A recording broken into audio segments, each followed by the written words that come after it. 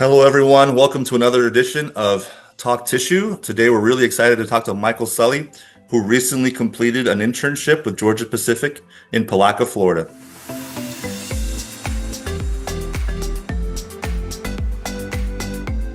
Michael, thanks so much for taking the time to join us. Glad you're able to participate. How are you?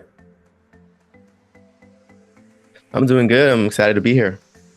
Yeah, for those of you watching, I'm excited to present this part of the industry. Michael has recently completed an internship at one of the Georgia Pacific mills, specifically in Palatka, Florida. And I had a brief encounter with him during one visit, and he really impressed me. And he has since been posting things on his LinkedIn account and sharing some of his experiences and the valuable knowledge that he gained. So I'm looking to get his insight. So first of all, Michael, how did you end up with Georgia Pacific? Tell us a little bit about the internship process, how you ended up getting selected. First and foremost, talk about I am a senior in Florida State University, going to the engineering school, and we have a career fair every year, twice a year. So with that, wanted to talk to Jacob Guy, and he, just very nonchalant, very not, very easy guy to talk to. We ended up talking and probably maybe like 10, 15 minutes. And he's like, hey, can you go ahead and scan this code and go ahead and get an interview? Went through the interview process and very, very, very enlightening process as well too. So talking to Jacob and understanding what the industry is like, being very upfront about how the industry is, and it's loud, and it's, it might be a little bit dirty, and make sure you're okay with that, and so on and so forth. Kind of making sure I got the good full picture of what's going to happen there. So with that process, then went to the interviews, and I got selected. So that's how I end up in Georgia Pacific. It was from the career fair. That's awesome. I mean, so just like me, I knew nothing about this industry. I had no idea, the ins and outs. I didn't know that we were even making toilet paper in this country or where it was being made. So that's pretty cool that you just decided to select this. Like you said, he was up front with you and he said, hey, you probably didn't know you're going to get fibers up your nose or in Yeah. your ears or in your hair, right? And it's an enclosed facility. And, even with that, you decided to move forward with it. So that is pretty impressive. So what about the opportunity, or I'm sure he went in a little bit more depth into you, kind of like the trajectory that it would take, the career path maybe. What about what he explained made you ultimately decide to jump on board? Well, for me, I'm a very hands-on guy. I do a lot of woodworking, so I built like Oh, my desk. I built a deck for my dad. Built my own bed, a nightstand, dressers, so on and so forth. So working with my hands and getting dirty is something that I enjoy. that's cool.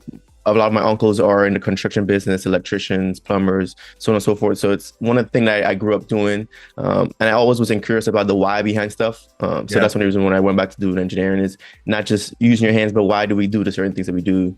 Yeah. So when he explained all these things to me, it kind of like had a light bulb off my head. Like, this is exactly what aligns with my goals. So that's one of the reasons why I kept, I pursued it, even if, he gave me, it was upfront about the information. It didn't deter me at all.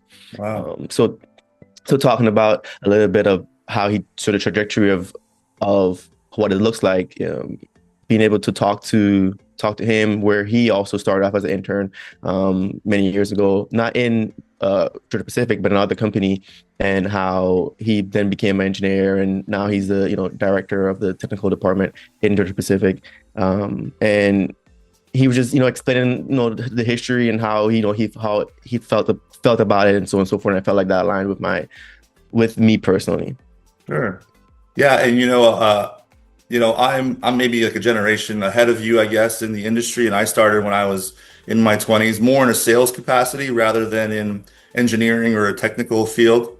But a lot of people now look at your generation and think, oh, these guys don't want to get involved in getting their hands dirty, or or being in a factory. But quite the opposite. It's quite refreshing to hear that there are people that are looking to step into these roles and really advance.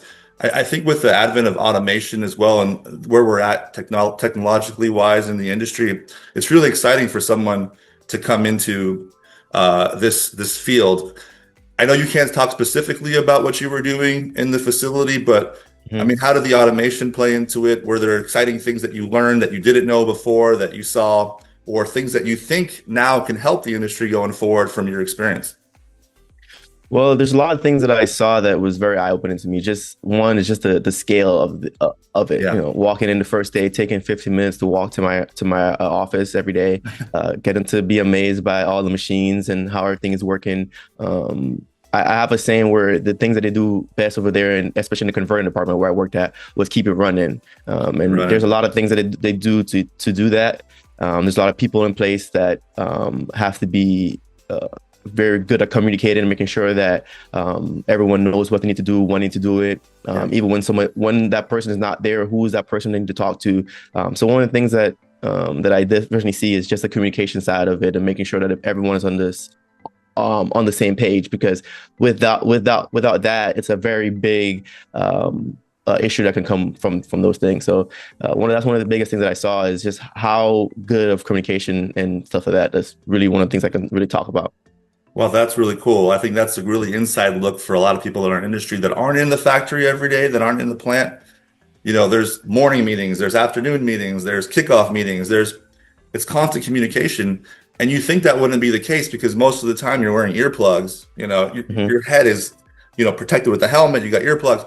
How the way you communicate, and I'm sure there's apps now where people are, chatting with each other because you can't always be on the phone. So that is a major part of the safety aspect as well in the mill because there's a lot of dangerous things going on all around you, but everything is well guarded and there's a lot of safety in place to protect, everyone involved. But unfortunately, things still happen, and it does seem like that is when communication breaks down. So that is encouraging to hear that, you experienced the high level of communication and everyone working as a team to keep things running because you're exactly right. Those machines stop. It's a big lag in the production and the case count and all that. So how long was your internship? I know you're back in school now or about to start school maybe. And do you see yourself in the future in the tissue industry? It's okay if you don't, but just kind of curious to get your take on it. So yeah, my internship was about 12 weeks. And I'm back in school now. Just class started this week actually. Cool. So with my time there, I do see myself, pursuing in some capacity if the manufacturing Yeah. sector. Like I said, it's one of those things where manufacturing kind of get a bad rep, but I think it's kind of the best of both worlds where you get to do a little bit of technical and be hands-on and get to talk to people and feel that environment of warmth and being able to see someone grow and develop versus just being on your computer. Which nothing wrong with just being on your computer all the time, but there's always Sure. an aspect of getting your hands dirty, at least for Yeah. me personally. So I do definitely see myself continue doing that. Well, we'll see what happens after I graduate and so on and so Sure. forth. But Yeah. so yeah, that's exactly where I see myself doing. Yeah. Cool. Yeah, no, I'm sure you've made a mark within the GP community there.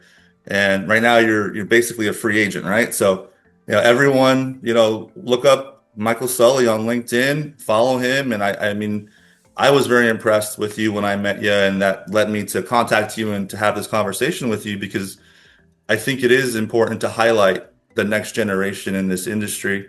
Um, you may not know this, but the tissue industry grows every year. It's a recession-proof industry, and it's only growing in the United States. We don't currently have enough capacity. We don't have enough paper in the U.S. to support all of our converting.